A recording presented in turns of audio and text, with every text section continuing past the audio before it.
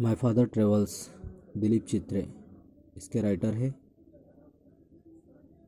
It is a very beautiful poem and this poem is belong to the father of Dilip Chitre. Means ये कविता poet के पिताजी से संबंधित है। कवि यहाँ अपने पिताजी का उदाहरण देते हुए सभी ओल्ड मैन्स या सीनियर सिटीजन्स की पीड़ा को व्यक्त करता है। यहाँ पर मैं थोड़ा सा इस पोएम के बारे में रीड करूँगा कि जो पोएम है वह क्या कहना चाहती है, उसका जो सेंट्रल आइडिया है वो क्या है। My father travels is a touching poem highlighting the ironies of modern civilisation. जो कविता है माई फादर ट्रेवल्स एक हृदय को छूने वाली कविता है जो कि आज की मॉडर्न सिविलाइजेशन है उसके कष्ट को, उसकी पीड़ा को प्रदर्शित करती है, हाईलाइटेड करती है। इट कैप्चर्स द प्रेडिकामेंट का अर्थ था condition of an aged man in a dehumanised urban world. यह कविता जो है एक वृद्ध आदमी की स्थिति को प्रदर्शित करती है जो कि इस अमानवीय शहरी जीवन में मौजूद उस वृद्ध आदमी के जीवन को प्रदर्शित करती है।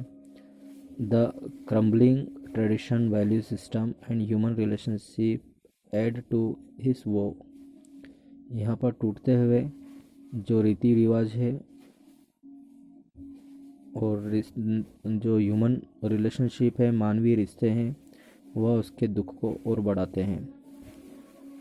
तो जैसा कि मैंने रीड किया, आप समझ ही चुके हो कि पोएम जो है वह एक एज्ड या सीनियर सिटीजन्स जो कि जिनके साथ अपने घरों में थोड़ा बुरा बर्ताव किया जाता है, या कहा जा सकता है कि जो कि एक समय के बाद खुद को अकेला महसूस करते हैं, ऐसे लोगों के बारे में ये कविता वर्णन करती है। तो यहाँ पर दिलीप चित्रे ने अपने फादर का उदाहरण देते हुए इस कविता में क्या डिस्क्राइब किया है वही हम रीड करेंगे। पहले इसका फर्स्ट स्टेंजा पढ़ते हैं। 2 स्टेंजा में यह कविता पूरी खत्म हो जाएगी। First stanza I am going to read, then we will discuss about the second stanza. My father travels on the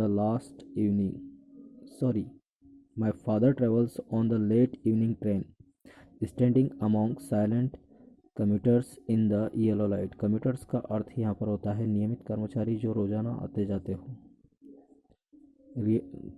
यहाँ पर 2 लाइन में बताया गया है कि मेरे पिताजी जो लेट इवनिंग ट्रेन है उससे ट्रेवल करते हैं और वह कम्यूटर्स अर्थात नियमित कर्मचारियों के साथ उस ट्रेन की येलो लाइट में चुपचाप यात्रा करते हैं।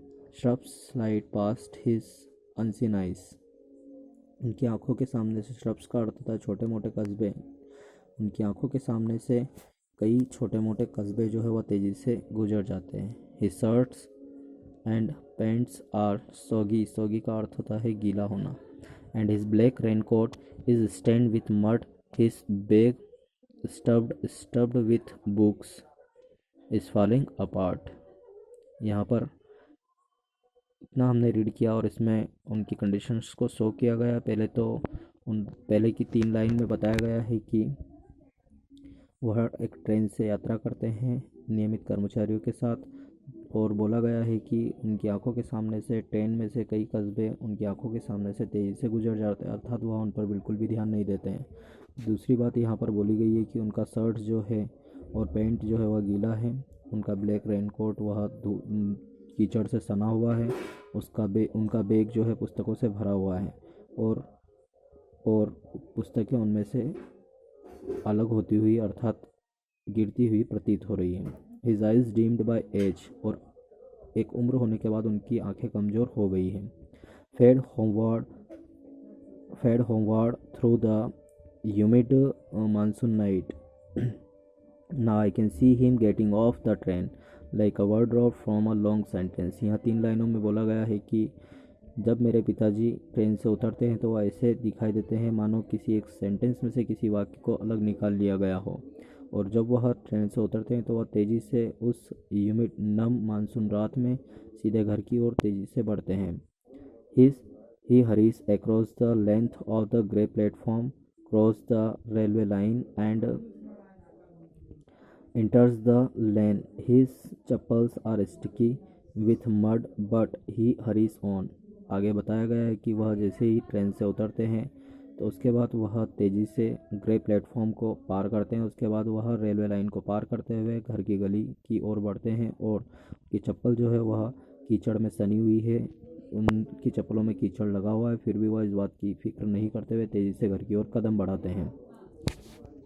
अर्थात यहाँ पर इस पूरे स्टेंजा में पहले की 3 लाइन में बताया गया है कि पिताजी ट्रेन से यात्रा करते हैं। फिर अगली 3 लाइन में उनकी स्थिति के बारे में दर्शाया गया है कि उनका शर्ट पैंट गीला है, ब्लैक रेनकोट जो कि मड यानी कि कीचड़ से सना हुआ है, उनकी बैग में पुस्तकें भरी हुई है पर उनका ज़्यादा ध्यान नहीं है। फिर और आगे यहाँ पर बताया गया है कि उनकी आंखें कमज़ोर हो चुकी है। फिर वह बताता है कि मानसून रात में भी वह जो है तेज़ी से घर की ओर कदम बढ़ाते हैं। जब वह ट्रेन से उतरते हैं तो ऐसा प्रतीत होता है जैसे किसी सेंटेंस से एक वाक्य को अलग निकाल लिया गया हो। फिर आगे यहाँ पर बताया गया है कि किस प्रकार से वो घर आते हैं, उनकी चप्पल की स्थिति भी यहाँ पर दर्शाई गई है। इस प्रकार से हम बोल सकते हैं कि इस स्टेंजा में ओवरऑल अगर देखा जाए तो पिताजी की बुरी स्थिति को दर्शाया गया है, अर्थात ऐसे एज्ड मेन को दर्शाया गया है जिनकी केयर करने वाला कोई नहीं है, अर्थात वह उनके अकॉर्डिंग ही उनका जीवन जीते हैं। अगले स्टेंजा के बारे में डिस्कस करते हैं अब। Home again. I see him drinking weak tea. Weak tea का अर्थ होता है हल्की पतली या फीकी। Eating a stale chapati. Reading a book. He goes in to the toilet to contemplate का अर्थ होता है विचार करना। Man's retrenchment from a man made world. यहाँ पर कवि कहता है कि जब वह पुनः घर आते हैं तो मैं उनको हल्की चाय पीते हुए देखता हूँ और बासी चपाती खाते हुए देखता हूँ। वह पुस्तकें पढ़ते हैं।